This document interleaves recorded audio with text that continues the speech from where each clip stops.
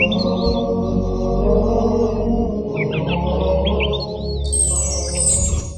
باللہ من الشیطان الرجیم، بسم اللہ الرحمن الرحیم۔ الحمد للہ الذی ہدانا لہذا وما کنا لنہتدی لولا ان ہدانا اللہ، لقد جاءت رسل ربنا بالحق والصلاة والسلام علی سید الانبیاء والمرسلین وخاتم النبیین وآلہ الطیبین الطاہرین، لا سیما لا بقیت اللہ لازم ارواحنا وارواح العالمین لک الفدا۔ بسم اللہ الرحمن الرحیم، لا رد ولا یابس الا فی کتاب مبین۔ ناظرین کرام، السلام علیکم ورحمۃ اللہ وبرکاتہ۔ ناظرین، الحمدللہ 15 ماہ مبارک رمضان گزر چکی اور 15 پارے اگر روز ہم نے ایک ایک پارے پڑھے ہوں تو ختم ہو چکے ہیں۔ آج 16ویں صبح ہے ماہ مبارک رمضان کی، اور آج 16ویں پارے کے سلسلے میں آپ حضرات سے گفتگو ہوگی۔ مسلسل آپ کی خدمت میں یہ بات عرض کی جا رہی ہے کہ جتنا قرآن پڑھیں سمجھ کے پڑھیں، اس لیے کہ ابتداءً آپ کی خدمت میں مولا کائنات کی حدیث پیش کی گئی تھی کہ قرآن کے 4 حق ہیں۔ پہلا یہ کہ آپ اسے پڑھیں، پھر اسے سمجھیں، پھر اس پر عمل کریں، اور اس کے بعد لوگوں کو قرآن کی طرف دعوت دیں، لوگوں کو قرآن کی طرف بلائیں۔ ہم لوگ پڑھتے تھے اور گزر جاتے تھے، اب اس سے زیادہ انشاءاللہ کریں گے کہ اس کو سمجھیں گے، جب سمجھیں گے تو عمل کریں گے۔ آئیے جلدی جلدی، چونکہ وقت کم ہوتا ہے، پروردگار ہم سب کی عبادتوں کو قبول فرمائے۔ سورہ مریم سے پہلے، چونکہ اس میں سورہ کہف کا کچھ حصہ رہ جاتا ہے، ہم 16واں پارہ شروع کریں گے تو سورہ کہف کا ابتدا میں جو کل کچھ رہ گیا تھا وہ سورہ کہف کا قصہ، اور اس کے بعد سورہ مریم اور سورہ طٰہٰ، یہ 2 سورہ اس کے اندر مکمل ہے، سورہ مریم اور سورہ طٰہٰ اور سورہ کہف۔ سورہ مبارکہ کہف کا جو حصہ کل آپ کی خدمت میں کچھ عرض کیا تھا، اور سورہ مبارکہ کہف میں ایک پورا واقعہ اصحاب کہف کا ہے، جس میں وہ تفصیل جب آپ آج ترجمے سے پڑھیں گے تو آپ جائیں گے کہ اصحاب کہف کچھ مومن افراد تھے جو اس وقت کے بادشاہ دقیانوس کے کہنے میں نہیں آئے اور اس کی باطل دعوتوں کو قبول نہیں کیا، بلکہ باطل دعوتوں سے انحراف کر کے حق کی طرف اپنا گھر بار چھوڑ کر نکل پڑے تھے۔ ان کے ساتھ میں کتا بھی تھا۔ چلتے چلتے وہ ایک غار کے پاس چلے گئے اور غار کے اندر کچھ دیر کے لیے آرام کرنے کے لیے لیٹے، لیکن پروردگار عالم نے انہیں ایسی نیند دی کہ وہ 309 برس تک اس میں سوتے رہے، اور 309 برس کے بعد جب وہ اٹھے ہیں تو انہیں لگا کہ ابھی تھوڑی دیر سوئے ہوئے تھے۔ اس کے بعد ان میں کا ایک بازار میں گیا تو اس وقت دقیانوس کی حکومت ختم ہو چکی تھی، کسی معاہد کی حکومت آ چکی تھی، اور وہ ایک تفصیلی واقعہ ہے جو آپ سنیں گے۔ اس وقت ہم اس واقعے کو تفصیل سے بیان نہیں کر سکتے ہیں۔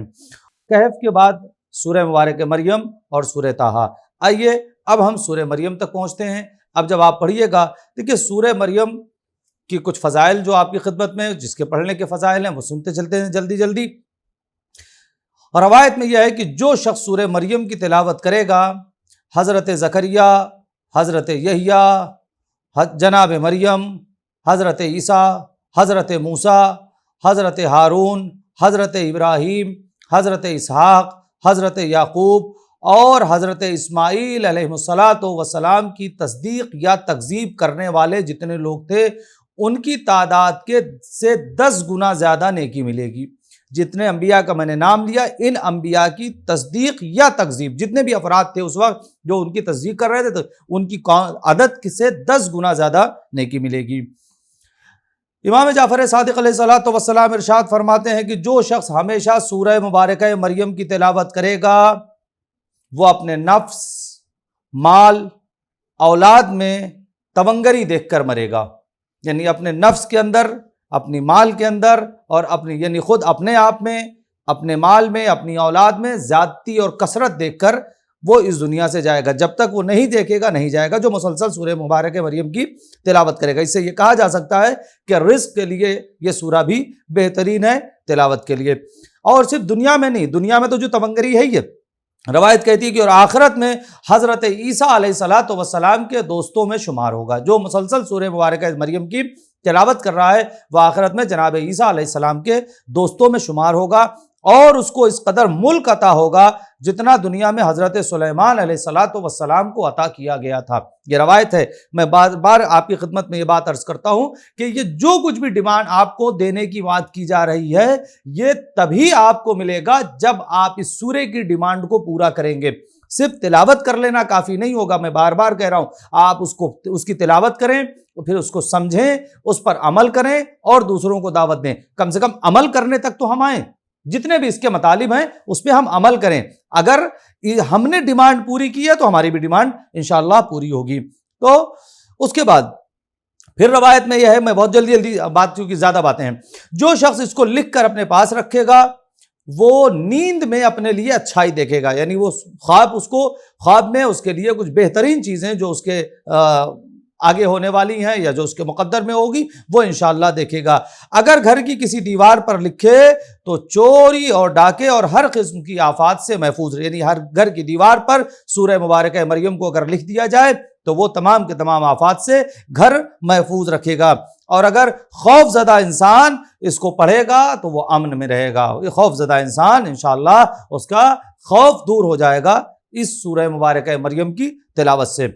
اس کے بعد جب آپ اس کے مطالب میں آئیں گے تو ان میں 3 نبیوں کا ذکر کیا گیا ہے تفصیل سے. 3 نبیوں کا ذکر اس میں تفصیل سے ہے.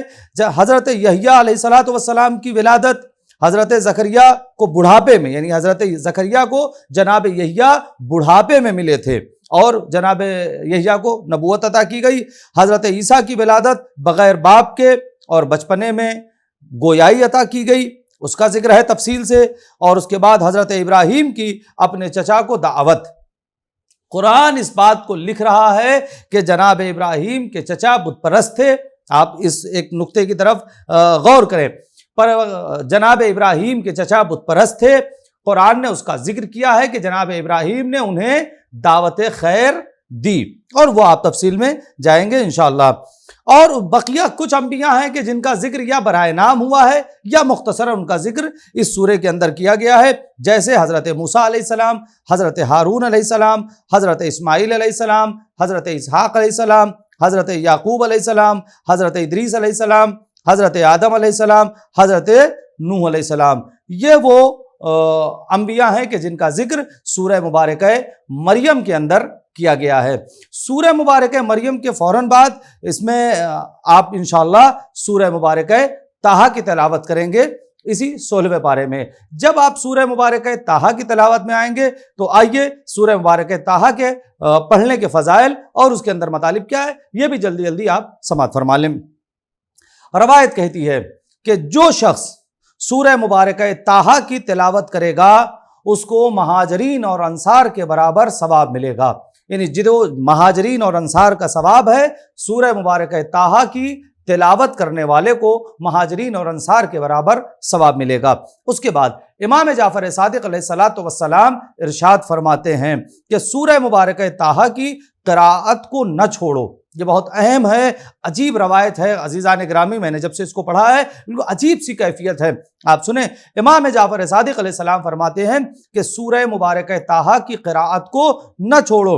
اللہ اس کو اور ہمیشہ اس کے پڑھنے والے کو دوست رکھتا ہے. یعنی اس سورے کو دوست رکھتا ہے، اور جو اس سورے کی ہمیشہ تلاوت کرتا ہے پروردگار اس شخص کو دوست رکھتا ہے، اور قیامت کے دن اس کو نامہ اعمال داہنے ہاتھ میں دیا جائے گا. جو مسلسل سورہ طٰہٰ کی تلاوت کرتا ہے قیامت کے دن اس کو نامہ اعمال اس کے داہنے ہاتھ میں دیا جائے گا، اور خدا اس کی لغزشوں سے درگزر کرے گا اور اس کو اتنا دے گا.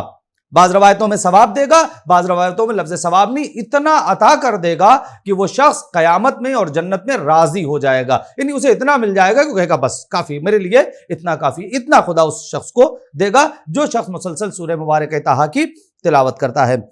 اس کے بعد ایک روایت اور یہ ہے کہ جس کے پاس سورہ مبارکہ طٰہٰ لکھی ہوگی وہ اگر لڑنے والے 2 گروہوں کے درمیان چلا جائے، یعنی 2 آدمی لڑ رہے ہیں، آپ کے پاس سورہ مبارکہ طٰہٰ لکھی ہے، آپ ان کے درمیان جا کے صلح کروائیں گے تو وہ صلح پر راضی ہو جائیں گے، ان کا جھگڑا ختم ہو جائے گا اگر کسی کے پاس سورہ مبارکہ طٰہٰ ہے۔ اس کے بعد ایک روایت اور ہے، یہ بھی ضروری ہے خصوصاً ہم مبلغین کے لیے، کہ اگر کسی قوم کی اصلاح کے لیے جائے، اگر کسی قوم کی اصلاح کے لیے جائے تو اسے کامیابی ہوگی اور کوئی اس کی مخالفت نہیں کرے گا۔ یعنی جب کوئی کسی قوم کی اصلاح کے لیے جائے تو سورہ مبارکہ طٰہٰ کی تلاوت کرتا ہوا جائے، وہاں پر کثرت سے سورہ مبارکہ طٰہٰ کی تلاوت کرے، تو جو وہ بات کہے گا لوگ اس پر عمل بھی کریں گے اور کوئی اس کا مخالف نہیں ہوگا۔ اس کے بعد ایک چیز ہے، عام طور سے بعض افراد کے سوالات آتے ہیں، اس کو سن لیجئے۔ کبھی کبھی ہوتا ہے کہ لڑکے کی عمر ہو گئی یا لڑکی کی عمر ہو گئی، اچھا رشتہ نہیں آ رہا ہے، یا بچے یا بچی کی شادیاں نہیں ہو پا رہی ہیں، تاخیر ہو رہی ہیں، تو اس کے لیے روایت کہتی ہے کہ اگر شادی بچے کی نہیں ہو پا رہی ہے یا وہ جیسا آپ رشتہ چاہتے ہیں اس اعتبار کا رشتہ نہیں آ رہا ہے، تو اسی سورہ مبارکہ طٰہٰ کی آیت نمبر 131، 131 اور 132، 131 اور 132، 131 اور 132 زعفران سے لکھ کر اپنے بازو پر باندھے تو انشاءاللہ جلد ہی بہترین رشتہ آ جائے گا، چاہے لڑکے کے لیے چاہے لڑکی کے لیے، اسے اس کے بازو پر باندھا جائے۔ اس سورہ طٰہٰ کی آیت نمبر 131 اور آیت نمبر 132، 131 اور 132، اسے زعفران سے لکھ کر اپنے بازو پہ رکھے تو انشاءاللہ باذن پروردگار ایک اچھا رشتہ آ جائے گا۔ اس کے بعد جب آپ اس کے مطالب میں جائیں گے، وقت نہیں ہے کہ میں تفصیل میں جاؤں، آپ انشاءاللہ ترجمے سے پڑھیں گے تو تفصیل آپ کو مل جائے گی۔ اس میں پیغمبر اکرم صلی اللہ علیہ وآلہ وسلم کو اللہ نے ایک تسلی دی ہے، اور یہ بہت اہم ہے، آپ اس کو سنیے۔ پیغمبر کو تسلی کہ آپ اپنے آپ کو زیادہ زحمت میں نہ ڈالیں۔ سورہ طٰہٰ میں پروردگار کہ آپ اپنے آپ کو زیادہ زحمت میں نہ ڈالیں، اس قرآن سے ہر کسی کا دل متاثر نہیں ہو سکتا۔ آپ غور کریں، خود قرآن کہہ رہا ہے اپنے حبیب سے کہ آپ زحمت میں نہ ڈالیں۔ پیغمبر کھڑے ہوتے تھے، پیغمبر کا پیر ورما جاتا تھا، سوج جاتا تھا، تو پروردگار کہہ رہا آپ اپنے آپ کو زیادہ زحمت میں نہ ڈالیں۔ یہ وہ قرآن ہے جس سے ہر کسی کا دل متاثر نہیں ہوتا ہے، بلکہ یہ آگے آپ جب پڑھیں گے، بلکہ ان لوگوں کا دل متاثر ہوتا ہے قرآن سے جن کے دل میں خوف خدا ہے، جن کے دل میں خوف خدا ہے انہی کا دل قرآن سے متاثر ہوگا۔ اب عزیزو، میں ایک جملہ مجھے کہنا نہیں چاہیے لیکن سن لیجئے گا، بات ہے کہ ہم اپنے آپ کو دیکھیں کہ کیا جب ہم تلاوت کرتے ہیں تو ہمارا دل قرآن سے متاثر ہوتا ہے یا نہیں ہوتا ہے۔ اگر ہمارا دل قرآن سے متاثر ہوتا ہے تو اس کا مطلب ہے کہ ہمارے دل میں خوف خدا ہے، اور اگر ہمارا دل بھی قرآن سے متاثر نہیں ہوتا ہے تو اس کا مطلب یہ ہے کہ دل میں سب کچھ ہے، خوف خدا نہیں ہے۔ اور اس کے بعد جب آپ جائیں گے تو تفصیل سے اس سورے کے اندر جناب موسیٰ علیہ السلام کا واقعہ ہے اور جناب آدم علیہ السلام کا واقعہ بھی قدر تفصیل سے سورہ مبارکہ طٰہٰ کے اندر موجود ہے۔ انشاءاللہ بقیہ گفتگو کل ہوگی 17ویں پارے کے سلسلے میں۔ تب تک کے لیے آپ مجھے اجازت دیں، التماس دعا، خدا حافظ۔